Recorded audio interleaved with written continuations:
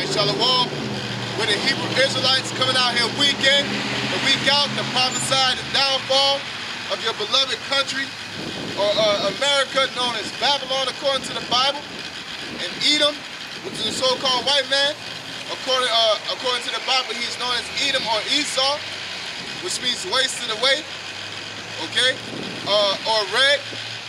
And with last but not least, we want to give all praises unto YAHAWAH, BAHASHAM, YAHWASHI, BAHASHAM, QADASH. We'll give double honor to our apostles / elders who rule well, who are located in New York, which are GMS. Blessed salutations to you brothers out there teaching and doing true sincerity, and you women that follow. All right, so we're gonna get straight to the scriptures, because we out here and we're doing the work of the Lord. And some might think it a strange thing, you know, which that shows how much you're not into the scriptures, because the way we preach the doctrine is totally understandable on why we out here. Because any time it's time for a kingdom to go down, the prophets show up. All right. It's just that in ancient times, the prophets had their respect and their acknowledgement. You know. Jeremiah chapter 28, verse 8. It says, the prophets that have been before me and before thee of old prophesied both against many countries and against great kingdoms. Yeah, and against great kingdoms. America, aka Babylon, is a great kingdom. Alright? And we already in many countries. Okay? But the main prophecy is against Babylon. Okay? Of war and of evil. Yeah, not of love. As some might say, anytime you start bringing out the truth for the doctrine, and I'm like, why you preaching hate? God is love. The Lord said he sent prophets against great kingdoms in many countries to prophesy about war. War is bloodshed, man. Okay? And of evil and of pestilence. And of evil and of pestilence. Alright? Pestilence, that's basically diseases, the nuclear missiles. Alright? We out here to give you a reality check to tell you what's going on, and we out here to prophesy of what's going to happen to this place, man. Okay? The prophet was prophesied the peace. When the word of the prophet shall come to pass, then shall the prophet be known that the Lord hath truly sent him. Yeah, when these prophecies come to pass, then he shall know that the Lord hath truly sent him. Alright? Y'all like to talk about that 2000 talk and trying to discredit the apostles, trying to ignore all the vast knowledge that they're bringing out through the spirit of the Most High, YAHAWASHI, man, because it's not you that's doing it. So you want to demonize and discredit the apostles by using that. But at the end of the day, how long have the apostles been preaching about the RFID, which is the mark of the beast? And it's coming to pass right before our eyes. Yeah, like the brother mentioned, I just said that yesterday. Here it is, the apostles mentioning the RFID chip, and before it was in the global news, I would say, nobody, everybody was refuting it. But now that through the spirit of power, YAHAWASHI, the apostles' prophecy have came to pass through reading the scriptures, or they doctrine have become factual, nobody got nothing to say. You got Nate talking about some Miss Joe, and what you got to say now? It goes back to when the Lord said, my time is not your time.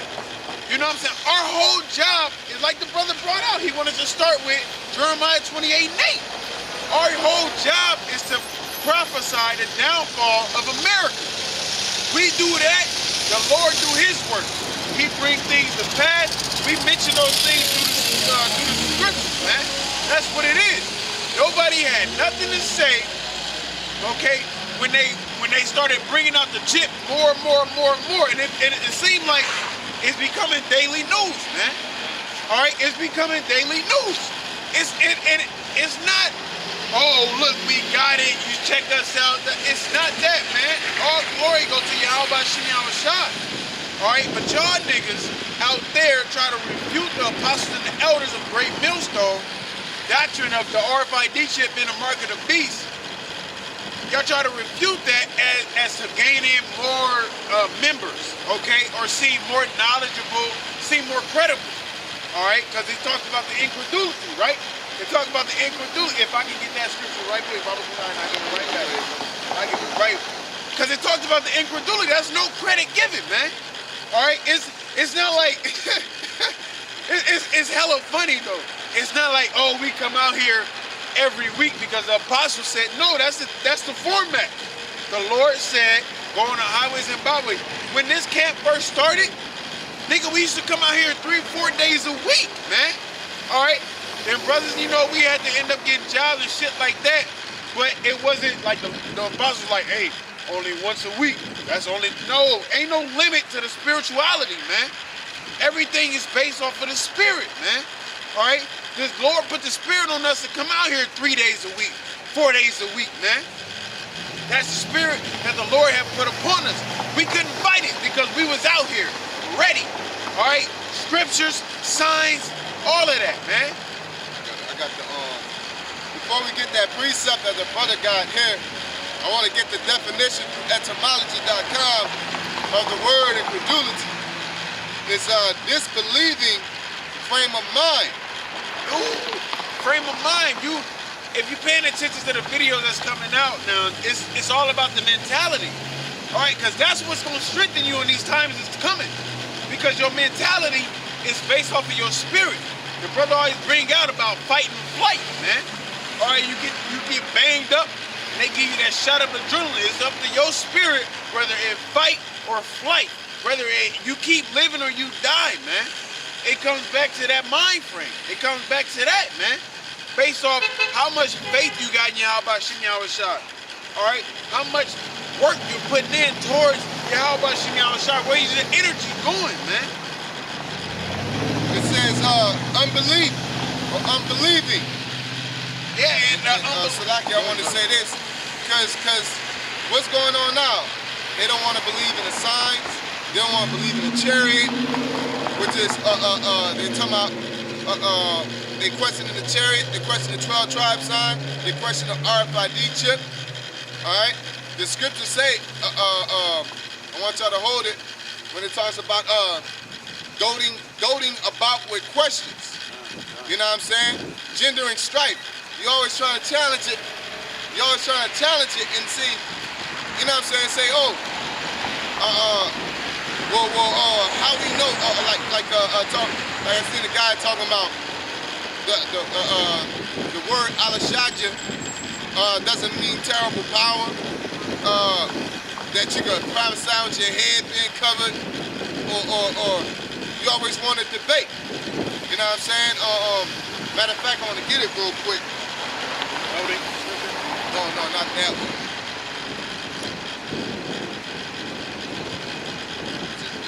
I read it earlier today.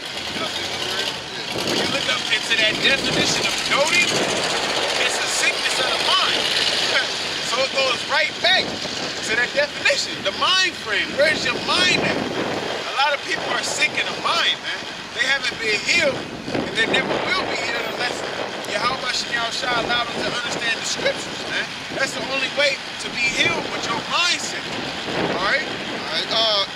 1 Timothy chapter 6, verse 4. It says, he is proud, knowing nothing, but doting about questions and strifes of words, whereof cometh envy, strife, railings, evil services,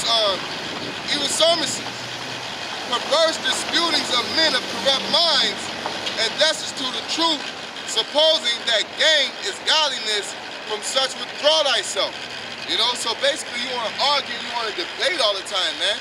Like that shit's stressful, man. You know what I'm saying? Like, what do you want to debate for? You know, you debate when you got to. It's just like fighting. You fight when you have to. You know what I'm saying? You walking around, you know, pushing people, bumping them and shit. You you know what I'm saying, and picking a fight. Knowing you know you can get down, but you really ain't got no hands. You just been whooping on little niggas, man. You know? Real men that know how to get down, don't go around trying to pick fights, man. You know? Hey, the book of Proverbs says, strive not with the man that done you no harm. You know what I'm saying? We just be doing the work, man. We like you said, we debate when it's necessary. We're not looking for no debates, man. Yeah, it says that they'll pick basically pick an argument that with those that be at peace, man. You know what I'm saying? Fucking with people, you know? Yeah. That ain't the shit, you know what I'm saying? Get on Facebook. Something talking about Edomite bitches. I know this will piss y'all off, but I'ma just drop this here and shit. You know what I'm saying? Like, what you? The scripture said, let everything be done unto edifying, man. You know? You're supposed to be edifying, building up. Alright? Now if somebody's talking about some shit that is like women talking about the relationship and why the Negro, or they say the black household, quote unquote, is separated, and they say, oh, they try to bring women's independence, it wasn't that. Then yeah, you go back and forth. But you don't just, post some shit just to get people riled up, man. Because at the end of the day, all that debating don't get you nowhere, man. It's just you throwing your knowledge around. You know what I'm saying? Which it's pointless because the person you argue with ain't gonna see your side. You're just going back and forth with them and trying to make them feel bad or feel some type of way. You know? Like you say, brother, you always say you swinging your sword. You know what I'm saying? Here it is, you just swinging it. Wop. You got your brother next to you. You might end up hitting your brother, man. By that, I mean you might end up offending him, or you might end up messing up his conscience, so to speak. You know what I'm saying? That bird be trying to get in old shorty box and you just cutting her and shit. She see you. You know what I'm saying? Ain't saying you save somebody from the doctrine. You're basically pushing the situation. That's just instigate. That's just I used to have a cousin. We go in the club and they always picking fights, man. I'm not saying that I want the especially when I was in the world, that I want a fight for my family and stuff like that. If it go down, we'll get into it together, but you egging shit on. To that point, you're like, man, you gotta fight that one on your own, G. You know? And that's how it is when you just swinging your sword. We brothers just looking at you like, man, this nigga tripping, man. You know what I'm saying? And you're supposed to be able to basically put that sword down, like, you know what I'm saying? Let me chill out. You know, but that's a young spirit, basically, man. And that's a carnal spirit. You know? It's showing off. You're not supposed to do that with the word of the Lord Most High, YAHAWASHI. It's a glorious thing to do things in His name, man. And you being a fucking dickhead with the word. You know? Yeah, we're supposed to use discretion. Yeah. What's the point of me saying use discretion? But we just gonna like swing our sword around like you don't just know wisdom out there.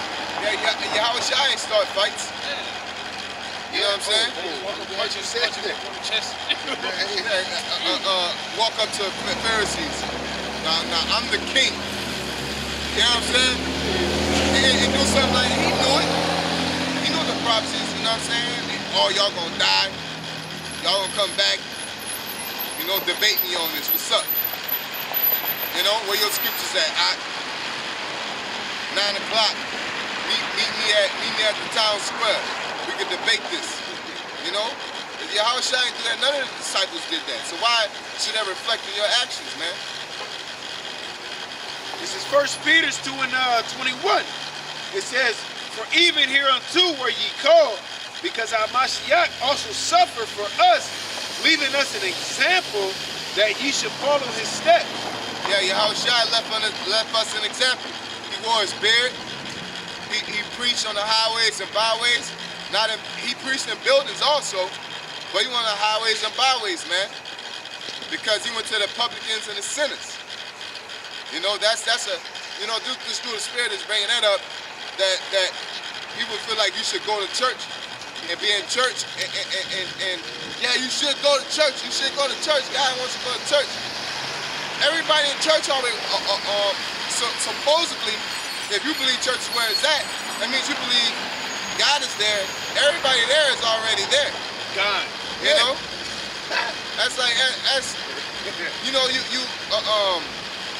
I forgot which movie it was, man.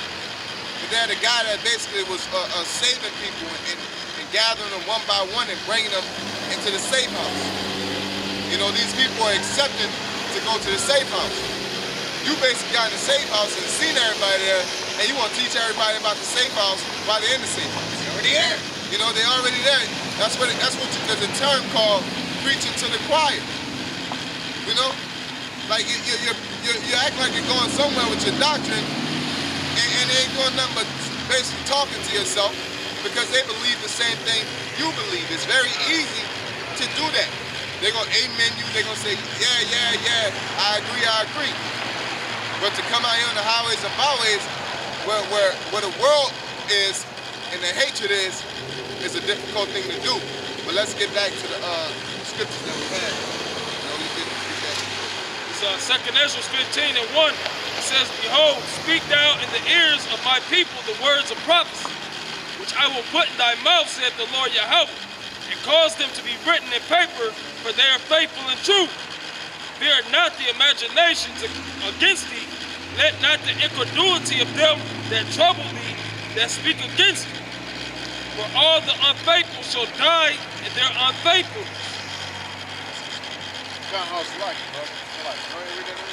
It's 2 Ezra 15:1. "Behold, speak thou in the ears of my people the words of prophecy, which I will put in thy mouth, saith the Lord." Right there, prophecy. Speaking to the ears of our people, Negroes, Latinos, and Native Americans, the words of prophecy, man. Let them know what is going to happen before it happens, which is what? An admonition. It's a warning, right? So they can get right. So when they get in that judgment seat, they can't say, "I didn't know, Lord, I didn't know." That's important, man. All right? Because it tells you when you read in 1 Corinthians, the 14th chapter, the spirit you want to covet is the spirit of prophecy. Okay? Not saying if somebody doesn't have that, you know, everybody plays their part, but it's important to prophesy, man. All right? You're letting people know what's going to happen before it happens. It's not in a sense of, "I told you so." That moment will come, you know what I'm saying? But it's in a sense like, get your shit right. All right? To be blunt about it, get your shit right. You know, because at the end of the day, YAHAWASHI, he's gonna do his job. All right? And his job is to fulfill his word. It said it does not go out void. It said he don't count slackness. All right? He's not slack concerning his promises. His promise is to deliver the elect and destroy America, man. And that's part of prophecy. Okay? Go ahead. Hey, God, that's just like we were talking about the other day, the standard. Yeah. Making it seem to be a bomb to warn the people, man. A standard is the Batman sign. You throw that shit in the light, the sky, and let Batman know, "Look, nigga, we're in trouble, we need you right now." You feel me? That's a sign, a banner.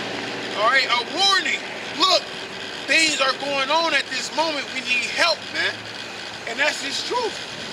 We throwing this truth out there through YAHAWASHI, letting our people know that it's that time to get right. It's that time to come back. Letting them know that the time is at hand, man.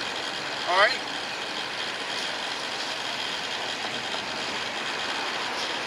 So, verse 2, it says, "And cause them to be written in paper, for they are faithful and true." This is the paper right here. This is faithful.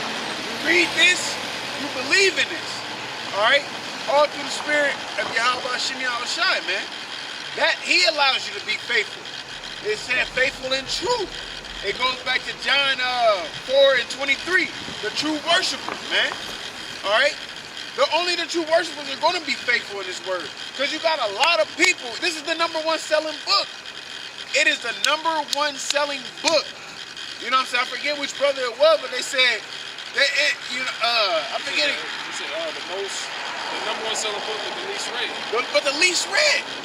You know what I'm saying? Because they sit here and grab this book and they use it as a relic. As long as I got the Bible, I'm okay. I can put the Bible in my car. I won't get into no car wrecks. I won't run out of gas. I won't have no car problems. I'll put it in my house. Nobody's going to break in here. No, man. All of that comes by YAHAWASHI, man. All right? Because really you're supposed to eat this and digest this and have it in your inward part. Because like right at this moment, what is happening, a lot of people are not spiritual, so they don't see that new covenant is being proactive right now. It's happening right now. Because at a point in time, they're going to do away with the Bible. All right? It said in the knowledge and wisdom shall be the stability of thy time.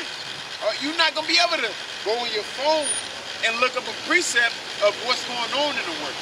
You're going to have to know by what you read, what you studied, and what you applied, man. All right? And that's the new covenant. The laws, the scriptures, all right, the statutes and the commandments being written in your inward parts, okay? All of that, that's part of the new covenant. You got a picture about it?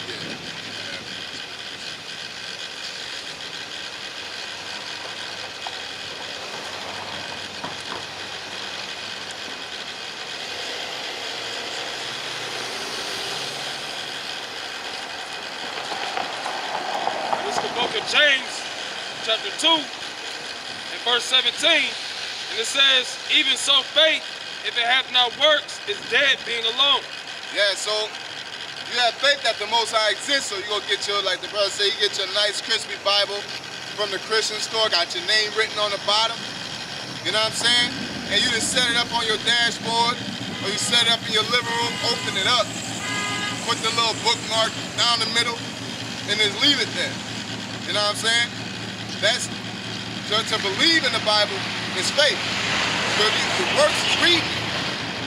Faith without works is dead, being alone. You can point at that Bible out there and say, all God's truth is in there. That's not a lie at all. But to open it up and to profess the knowledge, you know, this truth. If you say the Lord woke you up, you automatically have a responsibility to bed to the marriage, man. You know, in some way, you gotta. I would say you gotta, for a better word, you have a responsibility to minister. You know what I'm saying? To minister to YAHAWASHI, all right. Whether it's resources, whether it's getting your family right, or whatever, man. Because a minister means to serve. But if you don't know how to do it, because you have people that want to serve, but they're not into the scriptures, or they're into traditions, so they just go off of, oh, I believe now, so now I'm going to just do everything my grandma told me I should have done. You know? Your grandma feeding you pork, man. You know, all kind of things. I'm not saying everybody grandmother fed up pork. My nigga, see, you ain't right because you did that. My grandma ain't feed me pork. You know what I'm talking about, man. The people that gave you these traditions, matter of fact, let's get that what it says, you listen to your parents, but shouldn't you listen to the Father of Spirits, man? It basically gave you that the wisdom of this world, as the scripture talks about. This is Hebrews chapter 12, all right, verse 9. It says, furthermore, we have had fathers of our flesh, which corrected us, and we gave them reverence. Shall we not much rather be in subjection unto the Father of spirits and live? Yeah, so you had fathers, you know what I'm saying? You gave them respect. Should you not be under the rule? Because sub means under, and jack means rule. You know what I'm saying? Like I object. You know what I'm saying?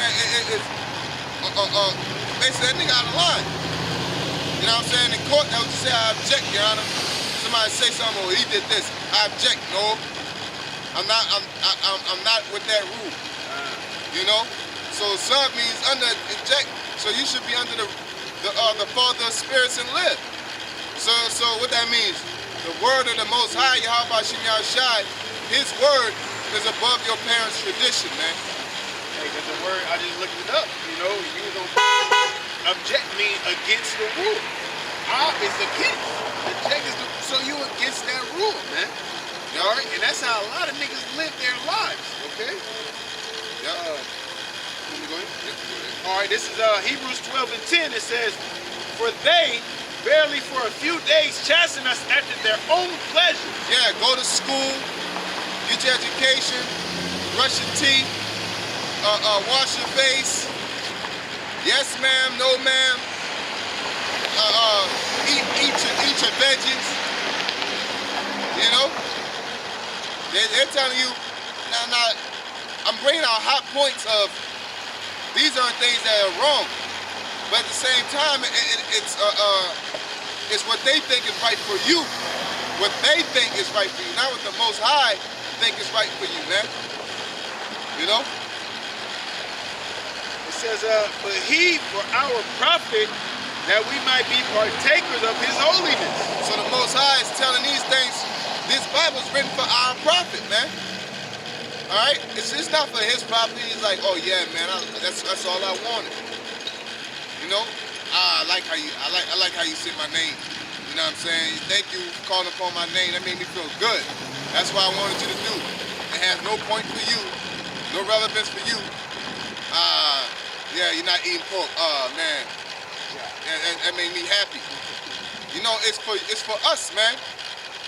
All right. If you got a parent and your parent telling you to do something for yourself, you know what I'm saying? Be careful out there. You know, and you come back in one piece, they're happy. But they're happy for you. Okay? The same thing with the Most High, YAHAWASHI. Niggas are, oh, that's old. You know what I'm saying? That's the Old Testament. That's old times. You know what I'm saying? Like the scripture